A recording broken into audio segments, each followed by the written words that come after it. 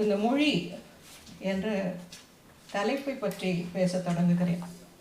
இந்த மானுட இனம் மற்ற உயிரினங்களிலிருந்து வேறுபட்டு உயர்ந்து வளர்ந்து செம்மாந்து சிறந்து வாழ்கிறது என்றால் அதற்கு இரண்டு பெரிய காரணங்கள் இருப்பதாக நான் கருதுகிறேன். ஒன்று உழவு வேளாண்மை. அதாவது எல்லா உயிரினங்களும் ஏற்கனவே இருக்கக்கூடிய உயிரினங்களை உண்டு வாழ்கின்றன. தாவரங்கள் மட்டும்தான் அது இயற்கையான உயிரற்ற பொருளிலிருந்து தன் உணவை தானே தயாரித்துக் கொள்கிறது.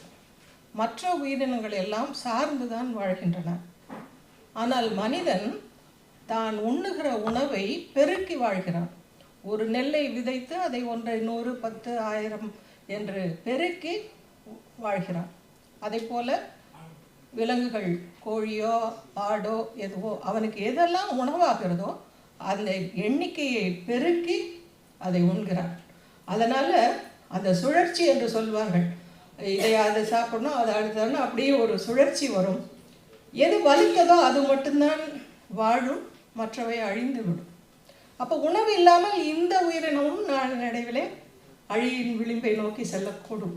அப்படி ஒரு நிலை வராமல் நமக்கு வேண்டுகிற உணவை நாம் பெருக்கி அதன் மூலமாக வாழ்கிறோம் இல்லையா, அது ஒரு சிறப்பான தனி திறமை அல்லது நாம் உருவாக்கி கொண்ட, அதாவது இந்த மானுட இனம் உருவாக்கி கொண்ட ஒரு அருமையான முறை. இன்னொன்று மொழி.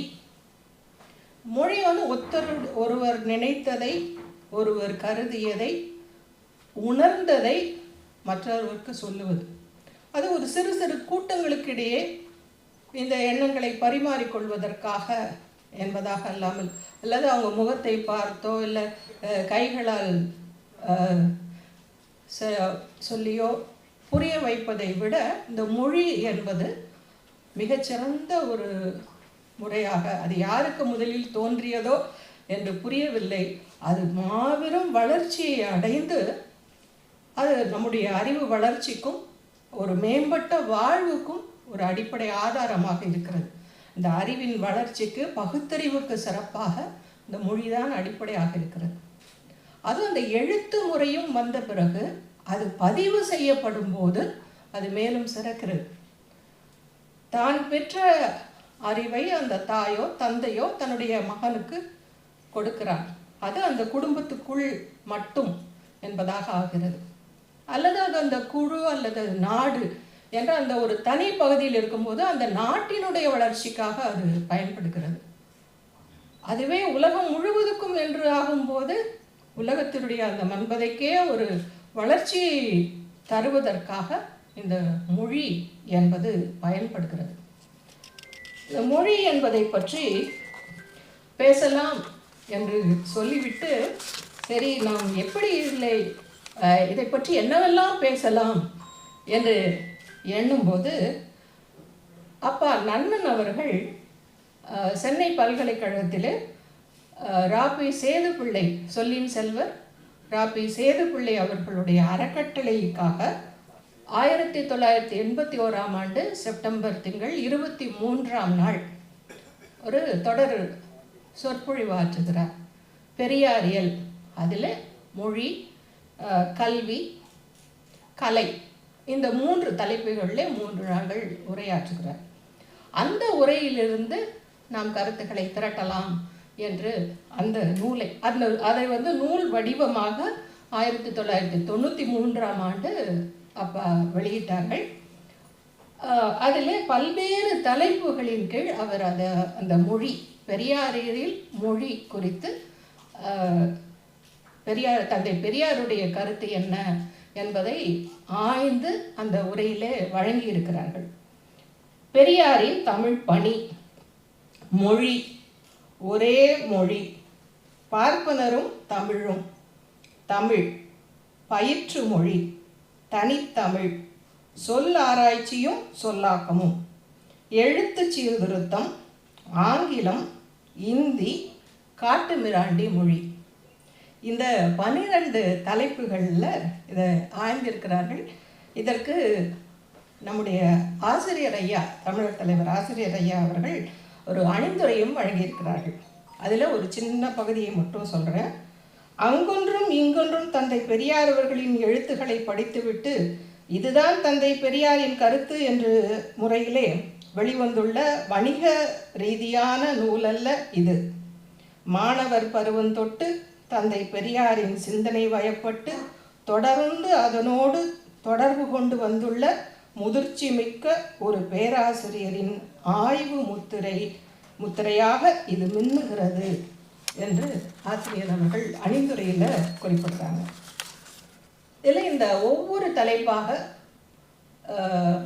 அதிலே உள்ள எனக்கு நான் அதை எப்படி புரிந்து கொண்டோம் அதை உங்களிடம் பகிர்ந்து கொள்ள விரும்புகிறேன். இந்த தலைப்புக்கு பொருத்தமான செய்திகள் தான் அவ்வளவும், அந்த நூலில் இருக்கிற செய்திகள் அவ்வளவுமே இந்த தலைப்புக்கு பொருத்தமான முழுமையான கருத்து என்று கூட சொல்லலாம். ஏன்னா தந்தை பெரியார் அவர்கள் இந்த மானுட பற்றாளர். அவருக்கு மொழி பற்றோ, நாட்டுப்பற்றோ, இனப்பற்றோ, கடவுள் பற்றோ, மதப்பற்றோ எதுவுமே கிடையாது. மானுட பற்று ஒன்று தான், மானுடர் நலம் ஒன்று தான். அவர் அந்த மானுடத்தின் மாற்றம், அதுவும் அந்த வளர்ச்சிக்கான மாற்றமாக அது இருக்க வேண்டும் என்பதுதான் தந்தை பெரியாருடைய பொது கோட்பாடு. எனவே இந்த மொழி பற்றி அவர் எந்த கருத்தை சொல்லியிருந்தாலும் அது இந்த மானுடர்களுடைய நலம். மானுடர் நலன்னா உலக மானுடர் அனைவருக்குமான நலனா என்று கேட்டால் ஆம். ஆனால் சிறப்பாக தான் வாழ்ந்த பகுதியிலே இந்த தமிழர்களுக்கு அவருடைய மொழியிலே சொல்ல வேண்டுமானால் திராவிடர் நலத்துக்காக இந்த மொழி எந்தெந்த வகையிலெல்லாம் இது பயன்பட வேண்டும், மேம்பட வேண்டும், அது இந்த தமிழர்களுக்கு திராவிடர்களுக்கு எப்படி உதவ வேண்டும், அதை தீங்கு பயப்பன எந்த வகையிலே வந்தாலும் அதை எதிர்க்க வேண்டும். அதனுடைய அடிப்படை அவர்களுடைய இந்த தீய பண்புகளையோ அந்த சூழ்ச்சியையோ வஞ்சகத்தையோ தோலிரித்து காட்ட வேண்டும் என்பது போன்ற கருத்துக்கள் தான் இந்த 12 தலைப்புகளிலுமே இடம்பெற்றிருக்கிறது. ஒவ்வொரு முறை படிக்கும் பொழுதும் பல முறை இதை படித்திருக்கிறோம்.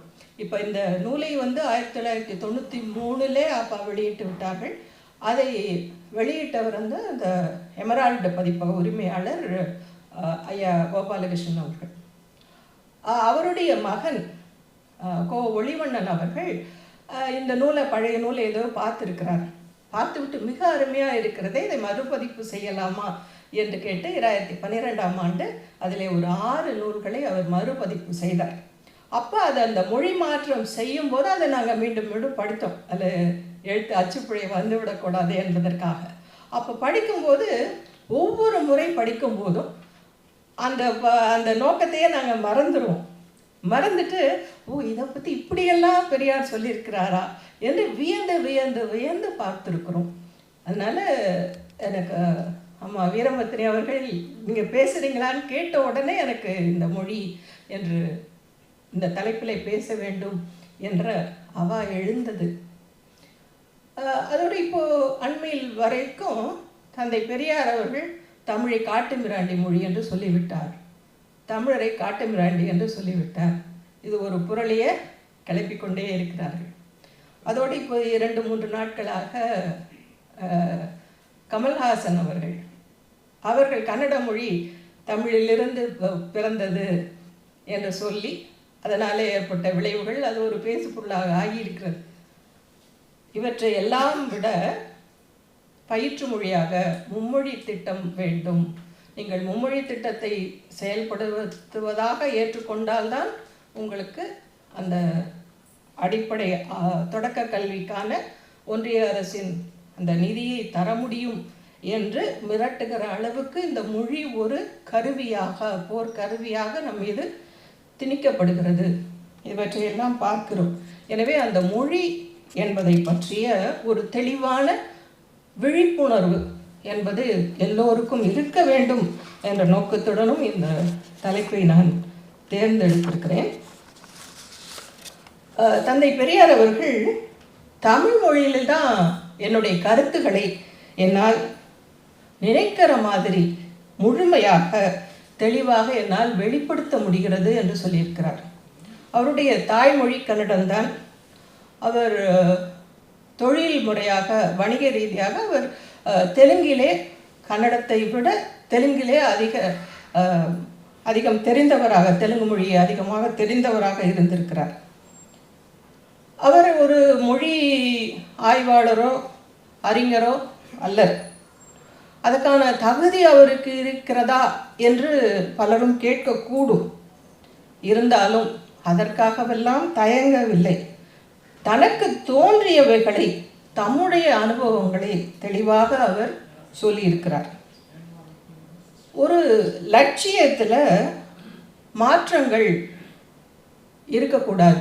அந்த வேலை திட்டத்தில் மாறுதல்கள் இருக்கலாம். அடிப்படையில் அந்த நோக்கத்தில் மாறுதல் இருக்கக்கூடாது என்பது ஒரு பொது விழி. ஆனால் அந்த லட்சியத்திலும் கூட அது தவறு, அது திருத்தப்பட வேண்டியது, அது செம்மைப்படுத்த வேண்டியது என்ற ஒரு நிலை இருக்குமானால் அந்த லட்சியத்தை கூட நாம் மாற்றலாம்.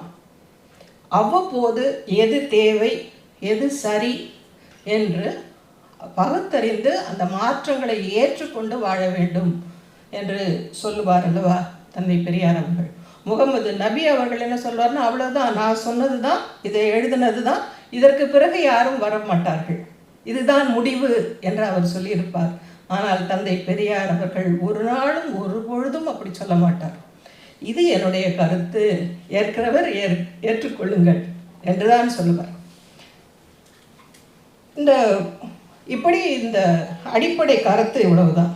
பெரியாரோட தமிழ் பணி என்று பார்த்தால், பச்சையப்பன் கல்லூரியில் 1933 சில தமிழ் அன்பர்கள் என்று சொல்லிக்கொள்பவர்கள் பேசுவது போல எழுத வேண்டும் என்று ஒரு முடிவை, அதை ஒரு தீர்மானமாக கொண்டு நிறைவேற்ற வேண்டும் என்று திட்டமிட்டு ஒரு கூட்டம் கூட்டுகிறார்கள்.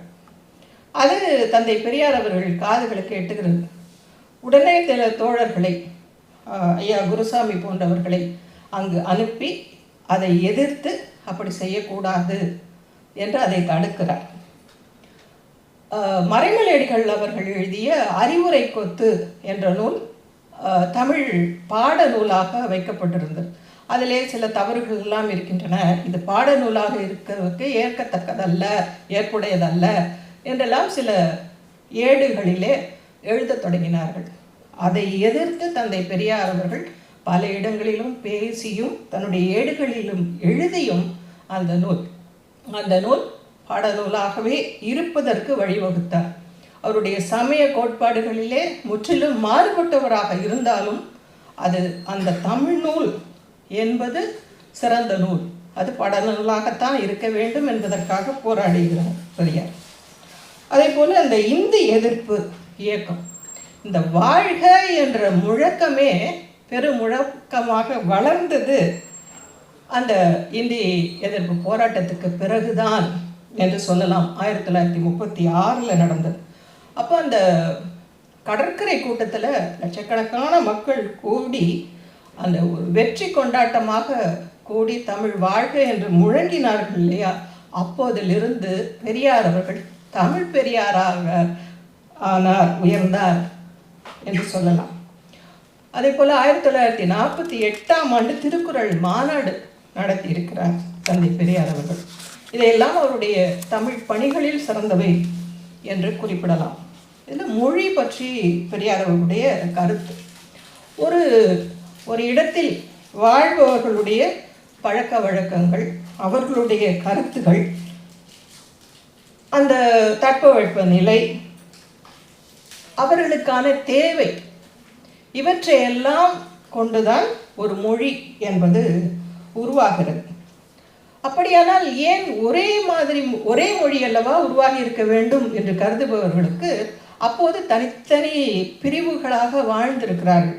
அவர்களுக்கு இடையே அந்த தொடர்பு என்பது இல்லை. அவர் சொன்னது போல அந்த தேவைகள், பழக்க வழக்கங்கள் எல்லாம் மாறுபடுகின்றன, சூழல் மாறுபடுகிறது. எனவே அதற்கான சொற்களும் மாறுபடுகின்றன.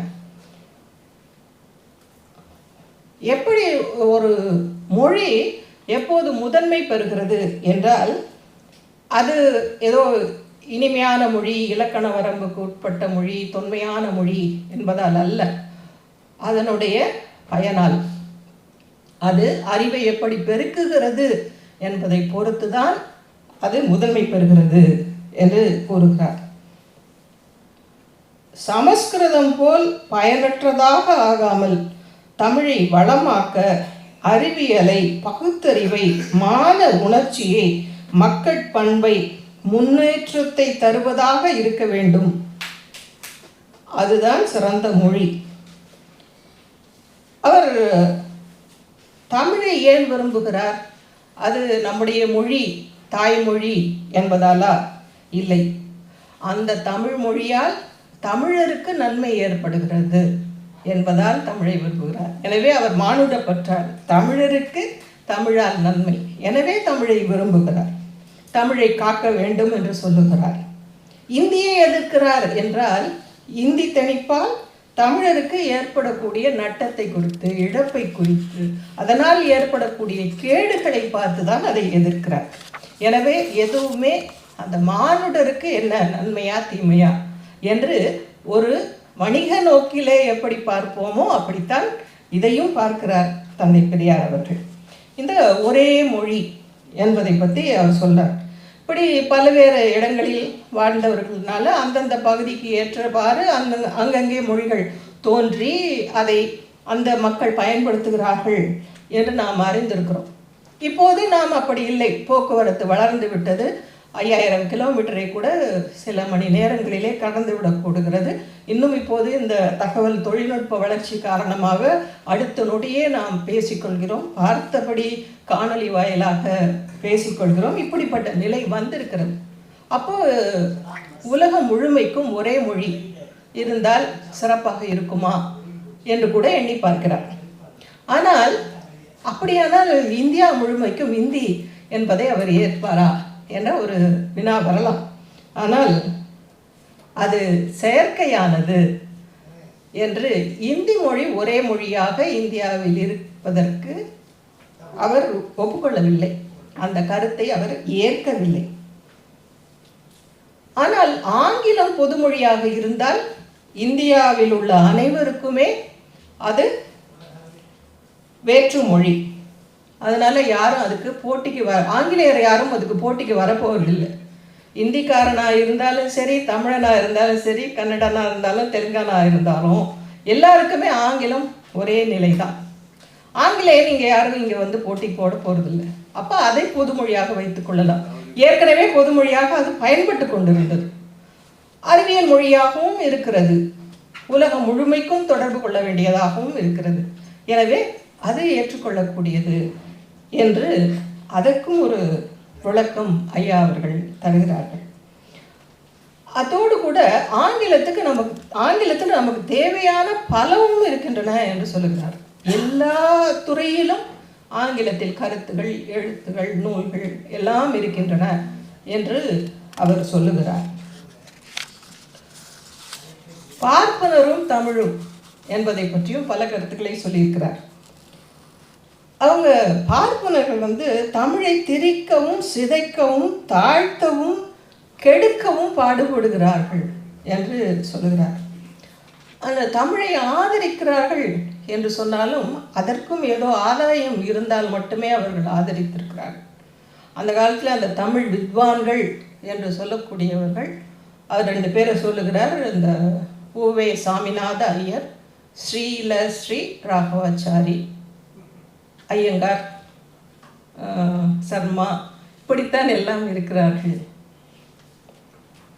அவர்கள் இந்த மொழியோட இலக்கணம், இலக்கியம், கலை எல்லாவற்றையும் சிதைத்து விட்டு இது தமிழ்லாம் ஒரு மொழியா என்று நம்மையே கூற வைத்து விடுகிறார்கள் என்று சொல்லலாம். அவர்களே சிதைப்பார்கள். சிதைத்து விட்டு பிறகு அது அந்த உள்வாங்கி செரித்தல் என்று சொல்லுவோம் இல்லையா, அதை போல மொழியையும் அவர்கள் செய்ய முயன்றிருக்கிறார்கள். அது வெற்றி பெறவில்லை. தமிழை மிலேச்ச பாஷை அப்படின்னு சொல்லுவாங்க. சமஸ்கிருத சொற்களை எல்லாம் கடவுள் பேராலும் மதத்தின் பேராலும் பல சொற்களை புகுத்துறாங்க. எல்லா சொற்களும் அதெல்லாம் புனிதம், கடவுள் என்ற அந்த போர்வையில் சிதைச்சிடுறாங்க. இந்த ஊர் பெயர்களை எல்லாம் மாற்றி, அது போல் இந்த பேர் இப்போ இந்த பொதுவாக எந்த நிகழ்ச்சியிலையோ இதில் ஒரு பள்ளிக்கூடத்தில் போய் நீங்கள் அந்த வருகை பதிவேடை பார்த்தீங்கன்னாலும் ஒரு பேர் கூட தமிழ் பேராக இருக்காது. ரொம்ப தேடி பார்க்கணும். ஒரு 100 பிள்ளைங்கள ஒரு பிள்ளை தான் தமிழ் பேராக இருக்கும். அப்புறம் கேட்பாங்க, இப்போ என்னோடய பேரை கூட கேட்பாங்க, என்னங்க தமிழில் பேர் வச்சுருங்க. ஆமாம், தமிழில் பேர் வச்சுருக்கிறது உங்களுக்கு அவ்வளோ வியப்பாக இருக்கான்னு நான் கேட்பேன். அப்படி கேட்பாங்க. எனக்கு அப்போ இருந்ததை விட இப்போ இன்னும் நிலைமை மோசமாக இருக்கிறது. நாங்கள் அந்த பள்ளி பிள்ளைகளுக்கெல்லாம் தமிழை தமிழாக்கும்னு சொல்லி ஒரு தேர்வு நடத்தி அதுக்கு பரிசுகள்லாம் கொடுக்குறோம். அப்படி பார்க்கும்போது அந்த பேரை எப்படி எழுதுறதுனே எங்களுக்கு தெரியறதில்லை. தமிழ் எழுத்துக்களால் எழுதவே முடியாத அளவுக்கு அப்படி அந்த வட சொற்கள் நிறைந்து அப்படி. இப்போ அண்மையில் எங்கள் உறவினர் ஒருத்தரே ஒரு பேர் வச்சுக்கோங்க, யுயாஷிகா. இது பேர் யாஷிகானா பிச்சைக்காரின் பேர். நீண்ட நாள் பிறகு அவங்களுக்கு திறமை முடிந்த ஒரு 10 ஆண்டுகளுக்கு பிறகு பிறந்த குழந்தைக்கு இப்படி பேர் வச்சுருக்காங்க. தமிழில் பிச்சைன்னு சொல்லி கூப்பிடுவியான்னு கேட்டால் அது கூப்பிட மாட்டேங்கிறாங்க. ஆனால் யாஷிகான்னு வச்சுக்கிட்டா கூப்பிடுறேன், மகிழ்ச்சியோடு கூப்பிடுறேன் அப்படிங்கிறாங்க. இப்படி அது இன்னும் வளர்ந்துக்கிட்டே இருக்குது. இப்போ அருமையாக இப்போ முன்னால் பேசுனவங்க பேர் கனிமொழி. அது கேட்குறவளோ இனிமையாக இருக்குது. அந்த பேர் தமிழில் வச்சுக்கணும் அப்படிங்கிறதே அந்த ஒரு அடிப்படை மாற்றத்தை கொண்டு வந்தால் கூட போதும், ஒரு பெரிய மாற்றம் ஏற்படாது. அது ஒரு வழிவகுக்கும். இப்போ அந்த குழந்தைக்கு தெரியும், இவ்வளோ இனிமையாக இருக்க பேர் அப்படின்னு அவளுக்கு அந்த தமிழ் மேலே ஒரு பற்று வரும். அதை தெரிந்து கொள்ள வேண்டும் என்கிற ஒரு அவா ஏற்படும். அந்த வடக்கிலிருந்து வந்த அந்த பார்ப்பனர்கள் தங்கள் மொழியை அழிச்சிட்டாங்க.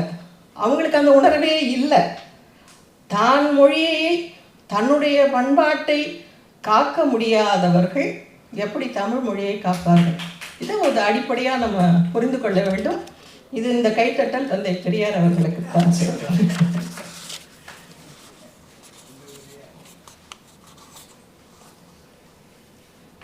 இது தமிழ் மொழியை தந்தை பெரியார் அவர்கள் காட்டுமிராண்டி மொழின்னு சொல்கிறாங்கன்னு அடிக்கடி சொல்லிக்கிட்டு இருக்காங்க இல்லையா? ஆனால் அவர் ஒரு பகுதி அவர் சொன்னதில் ஒரு பகுதி படிக்கிறேன். தமிழ் நம் நாட்டினரின் தாய்மொழி என்பதோடு எல்லா வளப்பங்களும் கொண்ட மொழி, தொன்மையான மொழி, பண்பட்ட மொழி. எனவே அதை வளர்ப்பதும் அதற்கு ஆபத்து வரும்போது எதிர்த்து போராடுவதும் நமது கடமை. அதனால் போராடுகிறோம். இந்த கருத்தை பற்றி யாரும் பேசவே மாட்டாங்க. ஏன் தமிழ் மொழியை காப்பாற்றணும் அப்படிங்கிறதுக்கு இன்னொரு காரணமும் சொல்கிறாரு. தமிழ் மொழியை அழித்து விட்டால் அதை விட மோசமானது ஒன்று அங்கே உட்கார்ந்து கொள்ளும். அதனால் நான் அதை காப்பாற்ற வேண்டும் என்று சொல்லுகிறார். தமிழரின் முன்னேற்றத்துக்கும் மேன்மைக்கும் தகுதிக்கும் ஏற்ற மொழி தமிழ்தான். தமிழ்நாட்டில் இருந்து கொண்டு இந்நாட்டு அரசியலுக்கானாலும் இலக்கியத்துக்கானாலும் போதனைக்கானாலும், அதாவது பயிற்று மொழிக்காக இருந்தாலும், ஒரு மொழி வேண்டுமானால் நாம் தேர்ந்தெடுக்க வேண்டியது தமிழ் மொழி என்பதாகத்தான் தோன்றுகிறது என்றும் சொல்றார். இந்த தமிழ் என்பது எப்போது சமயத்தில் போய் புகுந்ததோ அன்றே தமிழும் முன்னேற முடியாமல் கெட்டு போய்விட்டது என்று இந்த கருத்தையும் சொல்றேன்.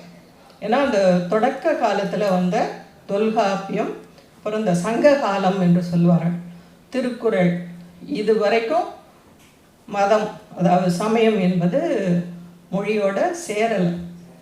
அது பொதுவானதாக இருந்தது. அறம் கூறியது, காதலை பாடியது, அகத்தை பாடியது, புறத்தை பாடியது, அருமையான கருத்துக்களை எல்லாம் இயற்கையோடு இயைந்த ஒரு அருமையான வாழ்வியலை சொன்னது.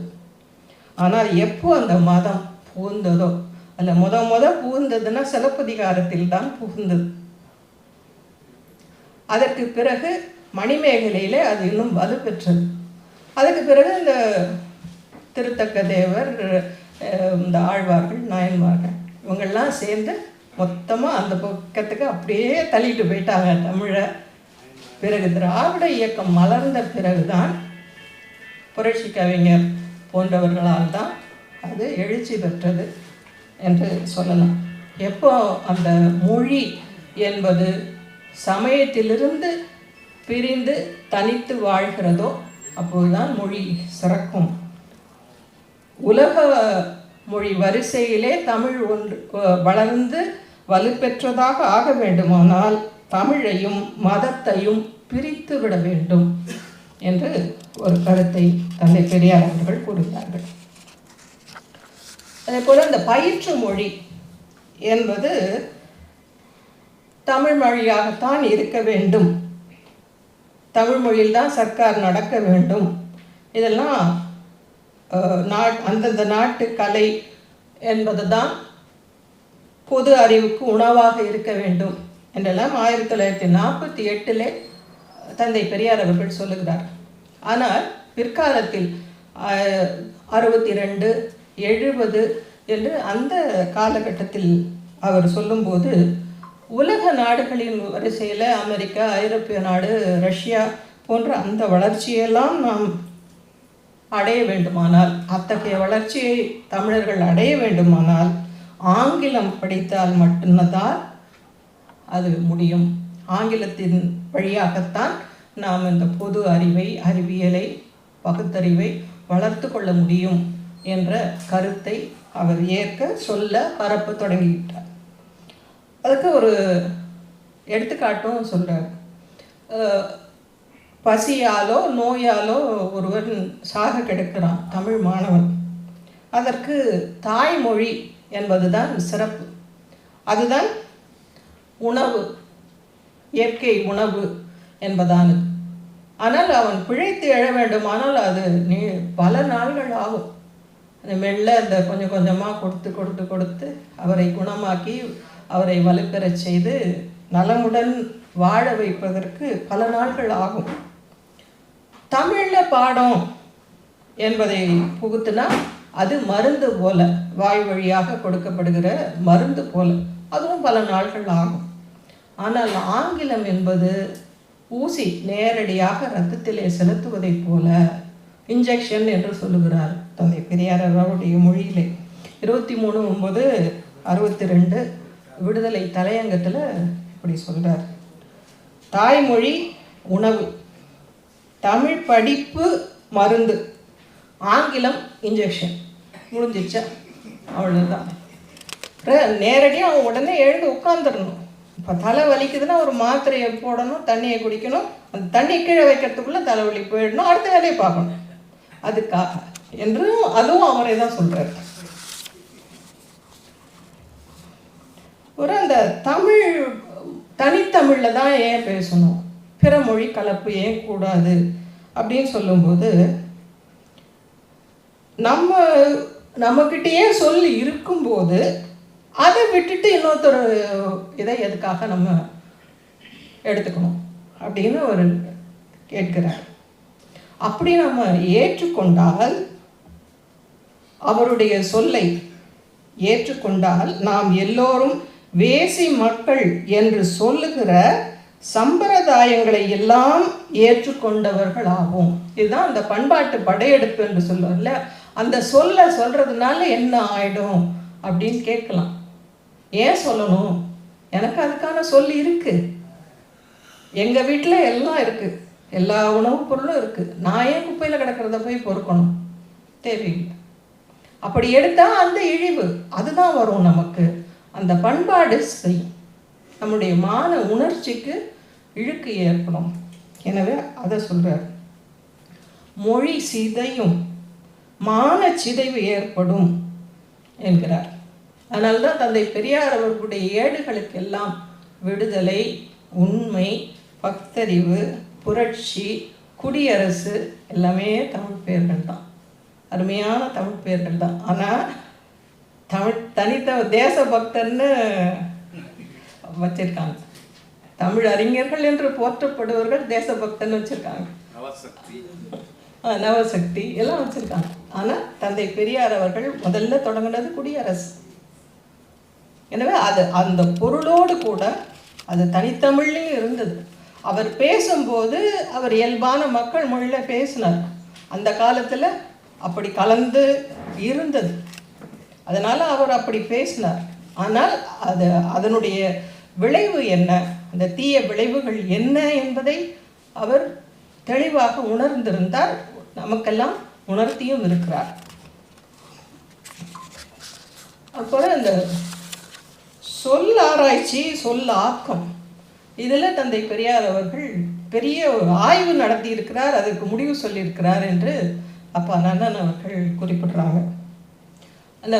அந்த திராவிடன் என்ற அந்த சொல் இருக்கிறார் இல்லையா, அதுக்கு முன்னாலேயும் அது பலரும் பயன்படுத்தி இருக்கிறார்கள். ஆனால் தந்தை பெரியார் அவர்கள் திராவிடன், திராவிடர், திராவிடம் என்று சொன்ன உடனே எல்லாருக்கும் அப்படியே எரிய ஆரம்பிச்சிருச்சு. உட்கார முடியல, பேச முடியல, தூங்க முடியல, அவ்வளோ ஒரு. ஏன்னா அதை சொன்னால் இவங்களுக்கு உணர்ச்சி வந்துடுமே.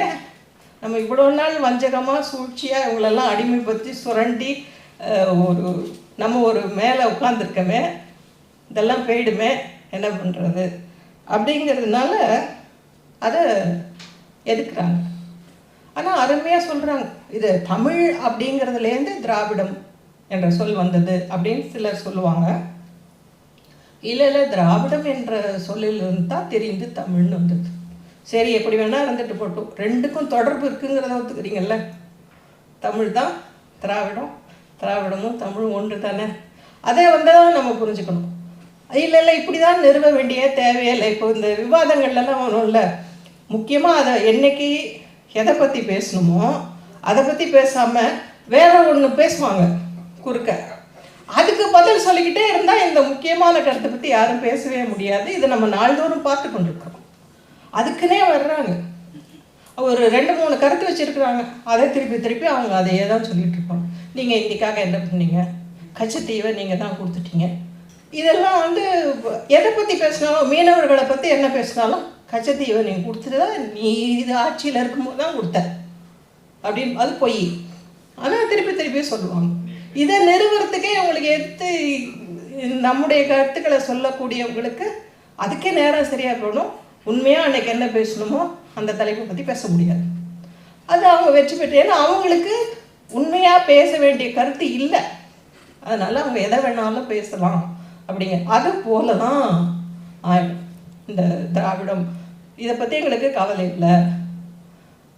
இப்போ பேராசிரியர் சுபவி சொல்லுவார் இல்லையா, அது இனத்தை குறிக்கிற சொல்ல, அதெல்லாம் இல்லை, இது சமூக நீதியை குறிக்கிற சொல், அதை குறிச்சுக்கோங்க, அவ்வளவுதான், அதுதான் நமக்கு அடிப்படை என்று சொல்லுவார் இல்லையா. அப்படி நான் அதில் என்ன நமக்கான நன்மை என்ன என்பதை சரியாக புரிந்து கொள்ள வேண்டும்.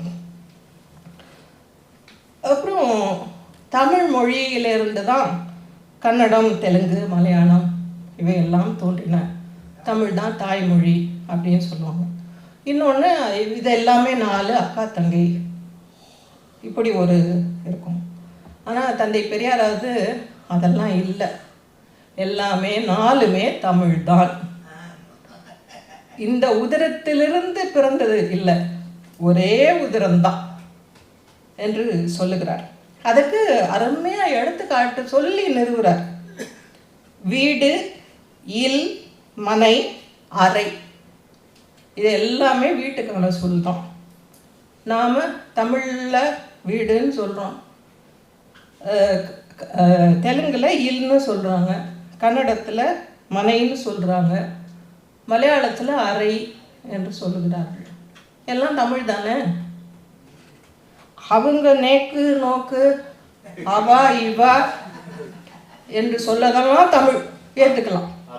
ஆனால் தெலுங்கில் நாக்குன்னு சொல்லுவான், மலையாளி எனிக்கின்னு சொல்லுவான், கன்னடத்தில் நனிக்கேன்னு சொல்லுவான். அது தமிழ் இல்லை, அது வேறு. அதுதான் அவங்களுடைய திறமை. அது சரி, அவங்க திறமை அவங்க சொல்கிறாங்க, நமக்கு எங்கே போச்சு அறிவுன்னு தான் கேட்கணும். எப்படி இவ்வளோ வளமும் இதுவும் உள்ள ஒரு மக்கள் தமிழ் எங்கள் தாய், தமிழின் தெய்வம் இதோடு நிறுத்திக்கிறோம். வாழ்க தமிழ் மொழி, வாழ்க நிரந்தரம், வாழிய வாழியவேனா வாழாது. எப்போ வாழும்னா, எங்கள் வாழ்வும் எங்கள் வளமும் மங்காத தமிழ் என்று அங்கே முழங்கு என்னும் போது தமிழ் வாழும்.